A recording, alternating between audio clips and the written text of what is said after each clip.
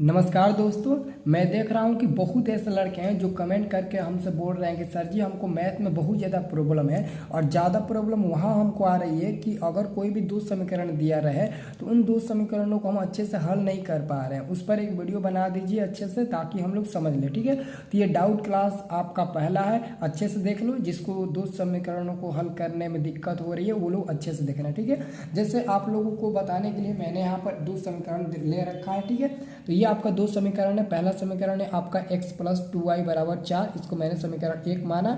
और दूसरा आपका है x माइनस वाई बराबर 3, जिसको मैंने समीकरण 2 माना, ठीक है। तो इन्हीं दोनों समीकरणों को हल करके आपको x और y का मान निकालना है। देखो जी, आपके कोचिंग में या फिर ट्यूशन में बहुत लोग या फिर बहुत टीचर आपको बताते हैं कि आपको ऐसे गुणा करना है, वैसे गुणा करना है। जैसे मैं बता रहा हूँ वैसे गुणा करो, 1% भी गलती का चांस नहीं होगा, ठीक है। तो यहाँ पर सबसे पहले आप समीकरण 1 में गुणा का चिन्ह देना और समीकरण 2 में गुणा का चिन्ह देना, ठीक है।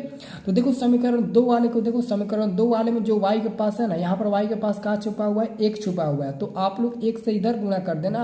और समीकरण 1 में y के पास क्या छुपा हुआ है, 2 छुपा हुआ है, तो 2 से आप इधर गुणा कर देना। याद रहे मैंने y वाले को गुणा करने के लिए बोले, x वाले को नहीं कि इधर 1 है तो इधर 1 से गुणा कर दो, इधर 1 है तो इधर 1 से गुणा कर दो। ऐसे गुणा करोगे तो नहीं आएगा, नहीं बन पाएगा आपसे। आप लोग को गुणा करना है y वाले को। जैसे y के समीकरण 2 में y के पास यहाँ पर 1 है तो इधर मैं 1 से गुणा करूँगा, और समीकरण 1 में y के पास 2 है तो इधर मैं 2 से गुणा करूँगा। अब गुणा करो, अगर 1 में और x में गुणा करोगे तो आपका 1x मिल जाएगा। फिर प्लस 1 में 2y से गुणा करोगे तो 2y मिल जाएगा, बराबर में 1 में और 4 में गुणा करोगे तो 4 मिल जाएगा। फिर यहाँ पर 2 में x में गुणा करेंगे तो 2x मिल जाएगा, और यहाँ पर माइनस है तो माइनस देंगे। फिर 2 में और y में गुणा करेंगे तो क्या मिल जाएगा, 2y मिल जाएगा, और बराबर में क्या मिल जाएगा, 2 में 3 में गुणा करेंगे तो 6 मिल जाएगा। क्या मिल जाएगा, 6 मिल जाएगा। अब इसको हम लोग क्या करेंगे, जोड़ देंगे। जोड़ घटाओ तो आपको आता होगा। तो देखो प्लस 2 है और यहाँ पर माइनस 2 है, यानी कि अगर हम आपसे कहें कि बाबू यहाँ अगर मैं आपसे कहें कि -2 में से +2 घटाओ तो आप लोग क्या कहोगे ना कि शायद 0 मिलेगा, -2 में से 2 जाएगा तो 0 मिलेगा। वैसे ही दोस्तों यहाँ पर प्लस में 2 है, नीचे माइनस में 2 है, ये दोनों कट जाएगा तो वो खत्म हो जाएगा, कोई नहीं, कुछ नहीं बचेगा, यानी कि 0 बचेगा, ठीक है। अब देखो ध्यान से, अब यहाँ पर एक x है और यहाँ पर 2 x है, ये दोनों प्लस में है। यहाँ पर भी प्लस छुपा हुआ है और यहाँ पर भी प्लस छुपा हुआ है। तो 1 x और 2 x, इन दोनों को जोड़ेंगे तो 3 x मिलेगा। और इसको ऑलरेडी हम कटा कर क्या लिख दिए हैं, 0 लिख दिए हैं। आपको पता होगा ये कटेगा तो 0 मिल जाएगा।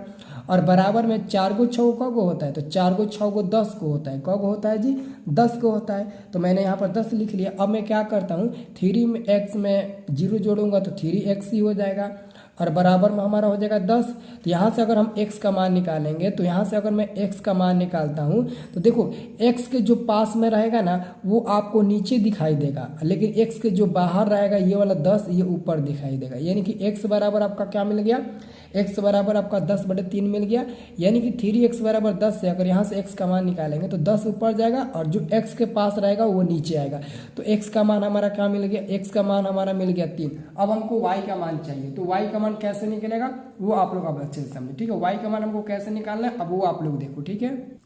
देखो जी, y का मान निकालने के लिए आपके पास दो रास्ता है। या तो आप x का मान समीकरण 1 में रख दो, या फिर x का जो मान है वो समीकरण 2 में रख दो। आप इन दोनों में से किसी भी समीकरण में अगर x का मान ले जाकर रखते हो ना तो y का मान आपका सेम मिलेगा, चाहे आप समीकरण 1 में रखो चाहे आप समीकरण 2 में रखो।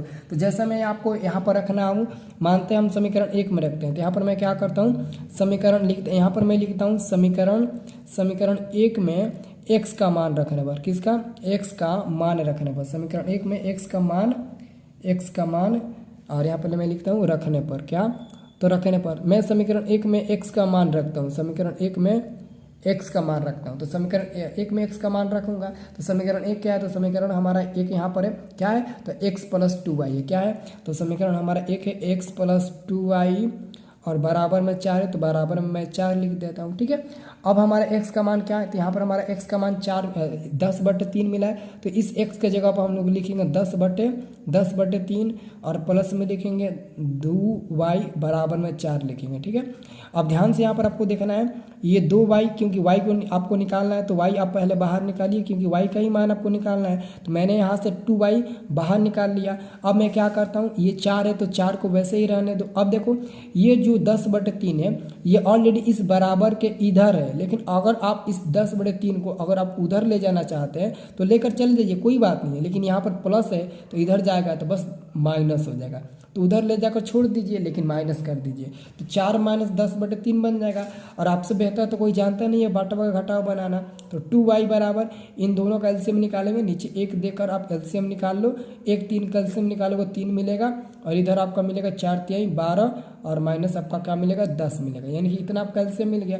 एलसीएम इतना मिल गया तो 2y बराबर 12 में से 10 जाएगा तो कितना बचेगा, 12 में से अगर 10 घटाएंगे तो हमारा मिल जाएगा 2, और बाटा में क्या मिल जाएगा, बाटा में आपका 3 मिल जाएगा, बाटा में क्या मिल जाएगा 3 मिल जाएगा।